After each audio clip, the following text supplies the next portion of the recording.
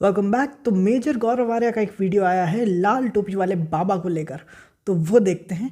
महान आदमी है वो, बिल्कुल मतलब उच्च दर्जे का। ठीक है, तो वो देखते हैं वीडियो। बड़ा ही इंटरेस्टिंग होगा क्योंकि वो थियरीज इतनी इंटरेस्टिंग लाते हैं ना।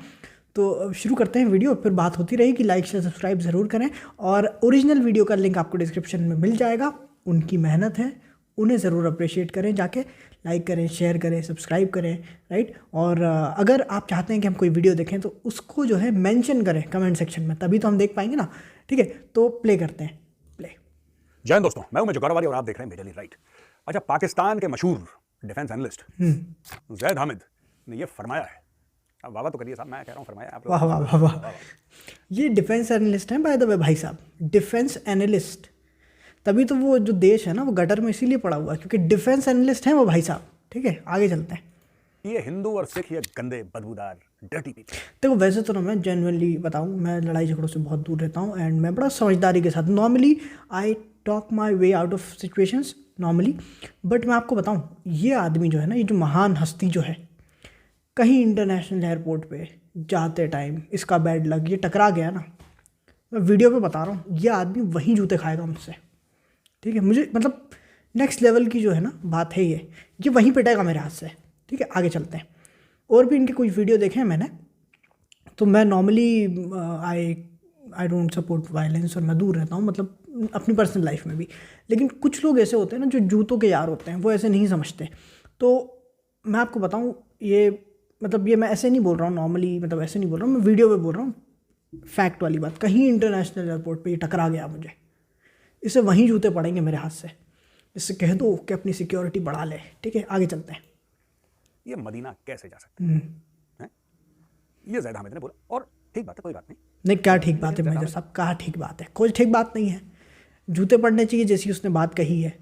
ठीक है, एंड इन लोगों को ये नहीं समझ में आता। अच्छी ये बात किसी के दिमाग में नहीं आ रही, पाकिस्तान में भी नहीं आ रही। इस गधे को नेशनल टेलीविजन पे बिठाया जाता है, किसी के वहाँ भी ये बात समझ में नहीं आ रही कि ये एक पूरी कम्युनिटी को गंदा बोल रहा है, गलत बोल रहा है। अब एक गधे, वही कम्युनिटी की तो तुम्हारे यहाँ भी माइनॉरिटी है, तो तुम उन्हें भी गंदा बोल रहे हो। और फिर यही कमीने बोलते हैं, पार्डन माई लैंग्वेज, बट यही लोग बोलते हैं कि साहब हिंदुस्तान में देखिए आप माइनॉरिटी के साथ क्या होता है। और इसे नेशनल टेलीविजन पे बिठाया जाता है इस आदमी को, नेशनल टेलीविजन पे बैठता है पाकिस्तान के। ठीक है, आगे चलते हैं। देखो यार, ऐसा है ना कि क्रिकेट का गेम है, तुमने बल्लेबाजी कर ली, अब मेजर भी तो करेगा बल्लेबाजी। अब देखो ऐसा नहीं, है। अभी नहीं करी सर, करेंगे। ये मिल जाए किसी दिन, हत्ते चढ़ जाए, ये वहीं पिटा। स्मृति ईरानी जी जो माननीय कैबिनेट मिनिस्टर हैं, वो गई मदीना भारतीय मुसलमानों का पक्ष रखने के लिए, उनके बारे में बातचीत करने के लिए कि किस तरीके से जो हज का कोटा है उसका बेहतरीन इस्तेमाल हो पाए, किस तरीके से भारतीय मुसलमानों को और फैसिलिटीज मिलें। एक मिनट, भारतीय मुसलमानों की बात की है, कुछ बातें मैं आपको बताते चलूँ। एक तो ये है कि हमारी लीडरशिप जो है ना वो है ही नहीं। पहली बात तो नॉन एग्जिस्टिंग है ही नहीं। जो अपने आप को हमारा लीडर बनाते हैं वो सेल्फ अपॉइंटेड है, और वो इसलिए अपॉइंटेड है क्योंकि दूसरी पार्टी जो है उन्हें लीडर मानती है।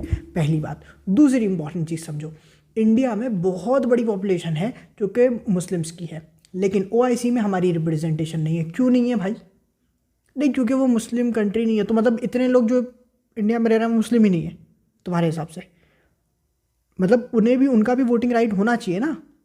तो लेकिन नहीं दिया ओआईसी में। ठीक है, दूसरी इंपॉर्टेंट बात, ये जो स्मृति ईरानी जी जो हैं, ये वाकई में बहुत ही श्रूड और बहुत ही आई वुड से कि मतलब बात है, मतलब नॉर्मली जो पॉलिटिशियंस होते हैं ना जो लाफेबल और अजीब तरीके की बात करते हैं, शी डजंट डू दैट।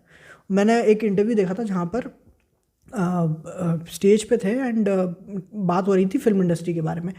तो एक बहुत अच्छा पॉइंट इन्होंने वहाँ रखा था कि तुम लोग इतना रेवेन्यू लेके आते हो, तुम अपनी बात रखो कि we contribute this much in the economy, right. मतलब एक डिफरेंट तरीका होता है ना चीज़ को देखने का, है ना। वो उस वक्त तो मुझे वो इंटरव्यू देख के मुझे लगा था, इंटरव्यू नहीं था वो एक्चुअली, वो कुछ कॉन्फ्रेंस थी या कहीं थे ये लोग स्टेज पे, तो वहाँ इन्होंने बात बोली थी। तो मुझे लगा देख के कि हाँ यार, मतलब पहला जो बोलते हैं ना, पहला एक्सपोजर जो मेरा था कि हाँ ये एज अ पॉलिटिशियन किस तरीके से बात करती हैं, तो मुझे लगा कि हाँ वाकई में दम है। ठीक है, आगे चलते हैं। भारतीय मुसलमानों का, because she is minister for minorities, तो वो करना नहीं। अच्छा, ये भी हमें अभी पता चला है, मतलब अभी पता चला है, मतलब रिसेंटली पता चला है। ठीक है, कि माइनॉरिटी की जो है वो मिनिस्टर है। ठीक है, आगे चलते हैं। भाई साहब, पाकिस्तान को तो मैंने पहले भी कवर करा था, पाकिस्तान को हजम नहीं हुआ, पाकिस्तान को हजम नहीं हुआ और किसी मुल्क ने कुछ नहीं बोला। और किसी मुसलमान मुल्क ने कुछ नहीं बोला। यही पाकिस्तानी हैं जिनको ऐसे पेट से भाई उबाल आ रहा है कि पता नहीं क्या हो जाएगा, मौत ना आ जाए इनको, मौत ना आ जाए, हाय तौबा, मुंह से झाग निकल रहा है पाकिस्तानियों के, पागल हो रखे बिल्कुल। तो ज़ैद हामिद ने बीच में बोला कि कैसे वैसे हो। बहुत लोगों ने कहा आज हम ज़ैद हामिद की बात करते हैं, कभी मैंने इसकी बात नहीं करी आज से पहले। आज हम बात करेंगे आदरणीय श्री लाल टोपी जी की। तो दोस्तों ऐसा है कि इज्जत मत दो सर उसे, इतनी इज्जत के लायक नहीं है वो। इनका ये भारत के खिलाफ ये जहर कहां से आता है? ज़ैद हामिद, मैं ये बात समझता हूं बेटा कि हिंदुओं के खिलाफ जो नफरत है ये कहां से है और कहां से उत्पन्न होती, कहां से आती है, इतनी मजबूत क्यों नफरत है तुम लोगों के दिल में हिंदुओं के लिए? वो कोई दिक्कत नहीं है, वो कोई दिक्कत नहीं है। तुम जितनी बद्दुआएं दो, हमारा मुल्क और तरक्की करता चला जाएगा, तुम्हारा जगत होता जाएगा। वैसे घर जाके कभी अपने दादा का नाम पूछना, वो कौन था भैया हमारे किशन लाल है, तुम्हारे दादा का नाम समझे? चेक करो जरा, चेक करवाओ, तुम्हारे दादा का नाम किशन लाल है। किशन लाल का बेटा बाद में कन्वर्ट हो गया, तुम पैदा हुए घर में, ठीक है? तो ज़ैद हामिद और नाम ऐसे ऐसे लंबे चौड़े, लेकिन बेटा तुम हो किशन लाल की औलाद। एनीवे, अच्छा क्या हुआ कि ज़ैद हामिद की आदत है बकवास करने की, ठीक है? ये आदमी जो है ये इसको है कुछ, जैसे कुछ लोगों को होता है ना कि बवसी टाइप का है, इसको है प्रॉब्लम। ये गया सऊदी अरब, देखो पहले की बात बता रहा हूँ, ये भाई साहब पहुंचे सऊदी अरब। सऊदी अरब पहुंच के सऊदी अरब को मुसलमान बनना सिखा रहे थे कि तुम कैसे बेहतर मुसलमान बन सकते हो, तुम्हें क्या कमियां हैं। इतना ही टैलेंट चाहिए आदमी में, इतना ही कॉन्फिडेंस और इतना ही टैलेंट होना चाहिए आदमी में, है ना? तुम्हें क्या कमियां हैं, तुम किस तरीके से कमियों को दूर कर सकते हो, क्योंकि ये आदमी है ऐसा, बता। ठीक है? मतलब जिनके पैसों पे इनका देश पल रहा है, ये उसे जाके सिखा रहे हैं कि साहब हमसे सीखो। मतलब सोचने वाली बात है, उनके पैसों से इनके देश में मस्जिद बनी, मदरसे बने, ये उन्हें जाके सिखाएंगे। चलो भाई, ये होता है कॉन्फिडेंस। ठीक है, आगे चलते हैं। फिर आपने बोला कि अच्छा तुम बहुत बोलती है अभी भी है, चलो आप हमारी मेहमान बनती, तुम्हें रोज रोज खजूर खिलाती। तो शेख ने पकड़ के उसको जेल में डाल दिया 8 साल। ओके, 1000 लैशेस ही होगा, बड़ा धुंधला सा दिख रहा है लेकिन लैशेस ही होगा। इन सऊदी अरेबिया रिपोर्ट, ओए होए होए होए, 1000 में तो प्राण निकल जाते हैं इनके। साल की जेल, और बोला कि अंग विशेष पे 1000 कोड़े पड़ेंगे। है बहुत जानदार। और भाई साहब इसको कोड़े पड़ना शुरू हुए अंग विशेष पे, तो ये ऐसे ही देखिए, ये बंदर की फोटो नहीं है भाई, ये ज़ैद हामिद है। सऊदी अरब की जेल में मार खा खा के ऐसे ही हो गया। हाँ। तो एक जमाना था जब ये पाकिस्तान आया, मैं वापस जाऊंगा कोड़े पड़ने वाले इंसिडेंट पे बाद में, थोड़ा सा ये सुन लीजिए। पाकिस्तान आता था, बोला कि ज़ैद हामिद साहब अस्सलाम वालेकुम, वालेकुम सलाम, तशरीफ रखिए। तो जैसे ही बोलते थे तशरीफ रखिए तो उसकी रूह कांप जाती थी, औंधे मुंह लग जाता था, क्योंकि इसकी तशरीफ कर दी थी शेखों ने लाल, क्योंकि वहां पे बकवास कर रहा था और यहाँ पे अरबों को सिखा रहा था कि तुम्हें कैसे बेहतर मुसलमान बनना है, तुम क्या गलत कर रहे हो, तुम ये गलत हो, आलम इस्लाम। अच्छा, ये बंदा है गजवा हिंद, जो कि सबसे बड़ा झूठ है, गजवा हिंद सबसे बड़ा फ्रॉड है। कोशिश कोई भी करे, किसी भी किताब में कुछ लिखा हो, तुम क्या गजवा फजवा करोगे यार, है? गजबे के लिए पैसे चाहिए, गजबे के लिए क्या चाहिए? हिम्मत। बात करते हो गजवा हिंद की, ये ज़ैद हामिद अक्सर कहता है गजवा हिंद। किसने रोका भाई तुम्हें, किसने रोका है? नहीं देखो, मैं बताता हूँ इसके चक्कर क्या है। इसका ये है कि एक होता है कि आदमी झूठ बोलता है, समझना इस बात को गहराई से। एक होता है आदमी झूठ बोलता है, ठीक है, लेकिन उसे पता होता है कि वो झूठ है, समझना। एक आदमी होता है जो झूठ को सच मानता है, ठीक है। एक आदमी होता है जो कि बोल रहा है कि भाई ये सच है लेकिन ये झूठ है, लेकिन मैं ये बोल रहा हूँ और मैं मानता हूँ कि हाँ यही ठीक होगा, मतलब उसे अंदाज़ा है कि हाँ ये ठीक होगा।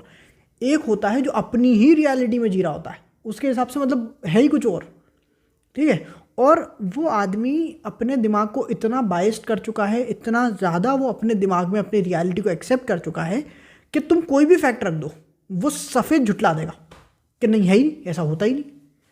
मतलब तुम अगर इसको अगर तुम किताब दिखाओगे ना, किताब आपके आर्मी चीफ मुशर्रफ साहब, ठीक है, वो कह रहे हैं जंग मैंने शुरू करी थी, ये जुटला देगा आदमी, क्या नहीं ये उन्होंने लिखी नहीं है किताब, नहीं मैं मानता ही नहीं। ये उस लेवल पे जा चुके हैं ये लोग, ठीक है। आगे चलते हैं। एक दिन सारी आलम इस्लाम की फौजें आएंगी और वो गजवा हिंद करेंगी।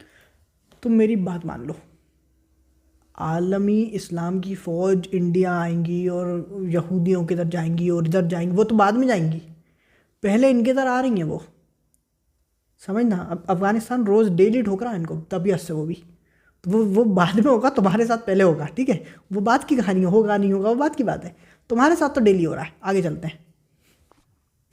कपिल शर्मा की शो पे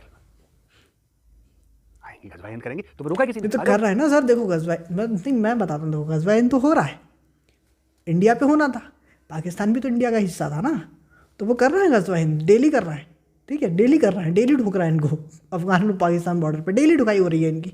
आगे चलते हैं। आ जाओ, अट्टा पे ही पिटोगे तुम बेटा, तुम गजवा हिंद बाद में करना, अट्टा में पता लगा मोबाइल छीन लिया, तुम्हारा चेन वेन छीन ली, ठीक है, और लपड़ और मार दिया तुमको। गजवा हिंद करना तो ये भाई, ये बड़े एक अच्छा, पाकिस्तान में कॉन्स्टिट्यूंसी है भाई गजवा हिंद की, आप लोग हल्का ना समझें पाकिस्तानियों को, एक पूरी कॉन्स्टिट्यूंसी है इनकी। सर फारिग लोग हैं, काम करने को है नहीं, विजन है नहीं, आदमी क्या करता है, समझे?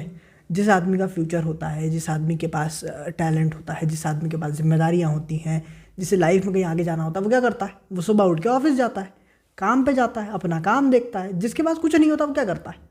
वो चौराहे पे खड़े होकर टाइम पास करता है। तो इनका तो पूरा देश चौराहे पे खड़ा हुआ है ना, क्योंकि करने को तो कुछ है नहीं। आगे चलते हैं। गजवा हिंद की, और गजवा हिंद की ये कॉन्स्टिट्यूंसी है कि भाई हिंदुओं का हम सर कलम करेंगे और लाल किले पे हम सब्ज परचम लहराएंगे इंशाल्लाह, और ये करेंगे ये करेंगे। ये पता है, मैंने एक वीडियो देखा था, मैंने, सॉरी मैं बार बार स्टॉप कर रहा हूँ, मैंने एक वीडियो देखा था इनका, उसमें ये कह रहे थे हमने बहुत टाइम से जो है हिंदुओं की गर्दनें नहीं काटी हैं, और क्या कह रहे थे, हम तोड़ेंगे तुम्हारा देश। अबे सुनो मेरी बात सुनो, वो जो देश पे जो हमने तुम्हारे बॉर्डर पे जो बल्ब लगाए ना छोटे छोटे लाइट वाले, तुम वो तोड़ो, वहाँ से वापस नहीं जाएगा ये आदमी, ठीक है? देश तोड़ेंगे ये, और साहब ये काटेंगे। भाई तुम्हारे देश में माइनॉरिटी हैं, बहुत कम लोग हैं, तुम्हारा राज्य 97% 98% तुम हो, जाहिर सी बात है तुम कर सकते हो, जाहिर सी बात है तुम कर सकते हो। भाई भीड़ को देख के तो कोई भी, भीड़ में तो कोई भी मार सकता है ना। तुम में इतना ही जज्बा है, इतने ही जज्बे वाली कौम हो, आओ बॉर्डर पे, कहो तुम्हारी पाकिस्तान में हर आदमी मानता है कि वो सब कुछ कर सकता है, सिवाय इनकी जो करने वाले हैं उनको छोड़ के, जो कि पाकिस्तानी आर्मी और इनकी एजेंसीज और वगैरह वगैरह वगैरह, उन्हें छोड़ के बाकी सारे आदमियों का कॉन्फिडेंस नेक्स्ट लेवल पे है, ठीक है? आगे चलते हैं। पाकिस्तानी इसमें बिलीव करते हैं। पाकिस्तानी पंजाबी जो है, पाकिस्तानी पंजाबियों की कम्युनिटी बहुत जोर से बिलीव करती है, क्योंकि वो कम्युनिटी ऐसी है पाकिस्तानी पंजाबियों की जो सिर्फ बिलीव करती है, काम कुछ नहीं करती। हाँ, काम कुछ कर नहीं सकते ना। कोई पठान बात करे गजवा हिंद का तो हम एक बार सीरियसली ले लें, वो बलोच बात करे हम सीरियसली ले लें, पाकिस्तानी पंजाबी बोल रहे हैं गजवा हिंद। हाँ देखो, मैं पता है, I do have another channel जहाँ पे हम बात करते हैं मैन एंड वीमेन और रिलेशनशिप्स, इन सब के बारे में। तो मैं यही चीज़ समझा रहा था, मैंने, देखो क्या होता है जब लड़कियाँ कहती हैं ना किल ऑल वुमेन, तो कोई रिएक्ट नहीं करता उस चीज़ पे, और जब लड़का कहता है किल ऑल वुमेन तो सब रिएक्ट करते हैं। तो उनके बात वो नहीं है कि वो तुम्हारे साथ नाइंसाफ़ी कर रहे हैं कि लड़की के लिए तो नहीं, कुछ नहीं, नहीं, बात ये है कि कर कौन सकता है, केपेबल कौन है, उसकी बात पे ध्यान दिया जाता है। लड़कियां 10 बार गिला सब किल ऑल मैन, तुम्हें लगता है वो कर लेंगी, लेकिन जब आदमी कहता है ना किल ऑल वुमेन, फिर लगता है कि यार कुछ गड़बड़ है, ठीक है? तो ये यही हिसाब किताब है। ये फारिग लोग कहते हैं, फ़र्क क्या पड़ता है इनसे, ये खुद तो कुछ कर नहीं सकते, ठीक है? अगर कोई सीरियस आदमी कहे तो अपन सीरियस भी लें उस बात को। चलो आगे चलते हैं। हम लोग तो वैसे ही नॉन सीरियस कौन है, तो मैं कोई सीरियसली नहीं लेता, ठीक है? गजवाए हिंद करेंगे, फिर हम आ रहे हैं घोड़े पे चढ़ के आ रहे हैं, अपने सांगे सांगे ला रहे हैं और घोड़े, बस यही काम करना तुम, सांगे सांगे ढांगे ढांगे, ठीक है जी? तो ये बात है गाना था ये बात है ज़ैद हामिद की। अब सुनिए एक और बात। अब देखिए, जब इसको कोड़े पड़ रहे थे ना, तो फिर पाकिस्तान ने बोला कि हमें कॉन्सुलर एक्सेस चाहिए, जो होता है डिप्लोमेट्स जाते हैं, आपके जो एम्बेसी है, पाकिस्तान का जो एम्बेसी है सऊदी अरेबिया में, वो जाएगा बोलेगा कि साहब हमारा बंदा फंस गया, तो सऊदी अरब ने मना कर दिया, हम इसको कॉन्सुलर एक्सेस देंगे। रोज इसको पढ़ रहे थे, किस्त होती है ना, कोड़ों की किस्त होती है। अच्छा, हाँ, मैं वही सोच रहा था, 1000 लेसेस पढ़ेंगे तो भाई साहब तो सुधार जाएंगे, इतनी देर में तो निकल लेंगे, तो किस्तों में मारते हैं। ये अच्छा है, ये अच्छा है कि मतलब एक बार में नहीं, क्योंकि अगर एक बार में आप 100 कोड़े मारने की सज़ा दो ना किसी को, तो 100 कोड़े तक पहुँचते पहुँचते आदमी का दम निकल जाए, ठीक है? पहले की तरह मजबूत आदमी तो है नहीं अब तो मतलब इतने मजबूत तो रहे नहीं, खिलाई पिलाई भी वैसी नहीं है, उतना टफ भी नहीं है आदमी, तो झेल जाए, ठीक है? तो और ये वैसी शक्ल देख लो इनकी, इनको लग रहा है कि ये 100 कोड़े झेल पाएंगे एक साथ में, तो किस्तों में पढ़ रहा होंगे इनकी। 8 साल की सजा थी ना, तो किस्तों में पढ़ते होंगे, ठीक है? आगे चलते हैं। को वो आता था ऊँट पे शेख कोड़ा लेके, कहता था हबीबी मुंह खोलो, पहले खजूर खाओ, अब लो कोड़े कोड़े कोड़े, और फिर एडिटर साहब जरा दोबारा फोटो दिखाना ज़ैद हामिद की। यस दिस वन, या दैट वन।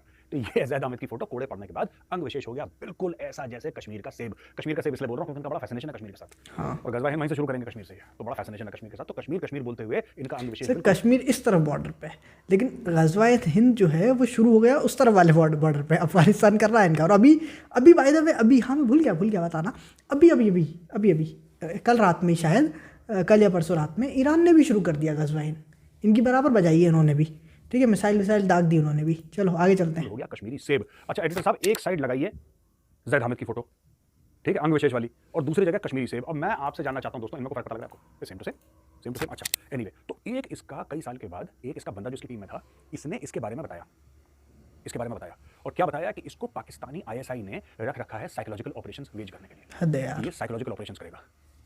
या मेरी नजरों में वैसी आईएसआई और पाकिस्तानी आर्मी गिरी हुई थी, आज और गिर गई यार, बिल्कुल ही गिर गई। मुझे नहीं पता था इससे ज्यादा कोई गिर सकता है, लेकिन तुम लोग गड्ढा खोद के उसके अंदर कूद गए। तुमने ज़ैद हामिद को रखा था, मतलब कोई बढ़िया बंदा लेते साइकोलॉजिकल ऑपरेशन। यार मतलब लगे तो हाँ कोई है, साइकोलॉजिकल वॉरफेयर, मतलब समझ रहे हैं आप, इस गधे को रख रखा है तुमने। हद है भाई। तो हमें भी मजा आता है यार, कभी कभी बड़ा दिल दुखता है यार कि अपना दुश्मन जब हल्का निकलता है ना, तब हम कहते हैं यही पाकिस्तान था जिसके बारे में कह रहे थे कि पाकिस्तान और इंडिया ने स्ट्राइक कोर ये कर दी, और यहाँ पे 1 कोर 2 कोर 21 कोर पाकिस्तान के, इतने हल्के। यार हमने गलती कर दी, बहुत पैसा खर्च हो गया, बहुत समय बर्बाद हो गया पाकिस्तान के पीछे भाई। इनको तो मैं बता रहा हूँ, इनको भेजो यहाँ से उत्तर प्रदेश पुलिस की पीएसी, जो लठ लेके जाएगी, इनके लठ बजाएगी, ये उसी लायक पीएसी इनको तोड़ देगी, बता रहा हूँ आपको। अब देखिए बात ये है कि मैं एक और चीज़ आपको बताता हूँ बड़ी इंटरेस्टिंग, क्योंकि इसको जैद हामिद को जो 22 जनवरी में प्राण प्रतिष्ठा है ना रामलला की, उसको बड़ी खुजली है जैद हामिद को, क्यों हो रहा है, कैसे हो रहा है, नहीं होना चाहिए। अबे नहीं होना चाहिए तो अरे पाकिस्तानी पंजाबी, अबे लाहौरिये, कुछ कर ना, कुछ तो कर। सिर्फ बोलेगा, सिर्फ बोल बोल के सर में दर्द करेगा, मैं कुछ तो कर। सर आदमी अपने बजट के हिसाब से काम करता है, इनका बजट सिर्फ बोलने का है, करने का कुछ नहीं है इनका बजट, ठीक है। चलो आगे देखते हैं।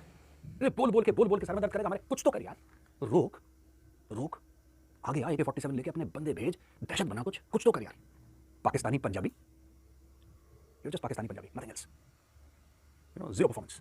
और बड़ी बड़ी बातें, बड़ी बड़ी पढ़ के मार रहा हूँ, ये कर देंगे वो कर देंगे। अभी देखो पाकिस्तान में सेनेट ने फिर ये बोला है कि पाकिस्तान के चुनाव कैंसिल कर दो या पोस्टपोन कर दो, क्योंकि ठंड बहुत है और सिक्योरिटी। अभी फिर कल उन्होंने कर दिया, बेवकूफ बच्चों ने कल फिर कर दिया ये काम, बोला कि बहुत ठंड है पाकिस्तान में, फिर चुनाव बाद में होंगे। पाकिस्तान में दहशत तो तुम्हारा पूरा मुल्क 25 करोड़ दहशतगर्द है पाकिस्तान में, तो इसका मतलब चुनाव नहीं होंगे पाकिस्तान में।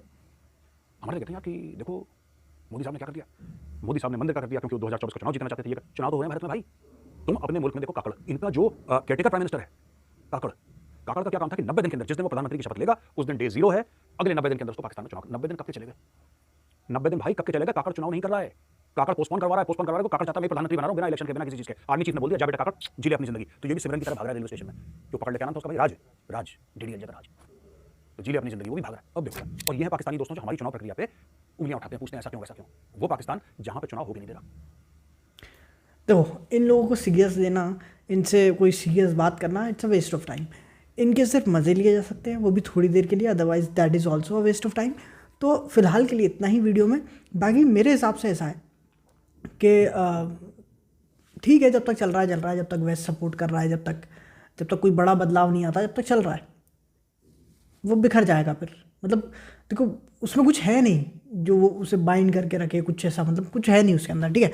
और रही बात ये लाल टोपी वाले की, तो मतलब वो जोकर है, जोकर भी अच्छे होते हैं, is a waste of time too. बस ये है कि उनके यहाँ स्टैंडर्ड ऐसा है कि वो उसे नेशनल टेलीविज़न पे बिठाते हैं, ठीक है। और उसके बाद नेशनल टेलीविज़न पे बिठाने के बाद वो नेशनल टेलीविज़न पे ये बोलता है कि हमने बहुत टाइम से जो है हिंदुओं को नहीं मारा और हम तुम्हारा देश तोड़ेंगे। ये नेशनल टेलीविज़न पे बोल रहा है। उसके बाद ये कहते हैं कि साहब हम तो अमन पसंद है और हम तो सबसे जो है पाकिस्तान जो है सबसे अच्छे रिलेशनशिप रखना चाहता है। नेशनल टेलीविज़न पे तुम्हारा आदमी ये बोल रहा है। तो खैर इनसे रैशनैलिटी की उम्मीद करना और कॉमन सेंस की उम्मीद करना तो वैसे ही बेकार है, ठीक है। एनीवेज, तो फिलहाल इतना ही। आई होप कि आप लोगों को भी अच्छा लगा हो वीडियो। अगर आप लोगों को कुछ भी अच्छा लगा हो, कुछ भी आप बोलना चाहते हैं, कहना चाहते हैं, ज़रूर कहें। कमेंट सेक्शन फ्री है, फ्री ऑफ कॉस्ट है, बिल्कुल लिखें।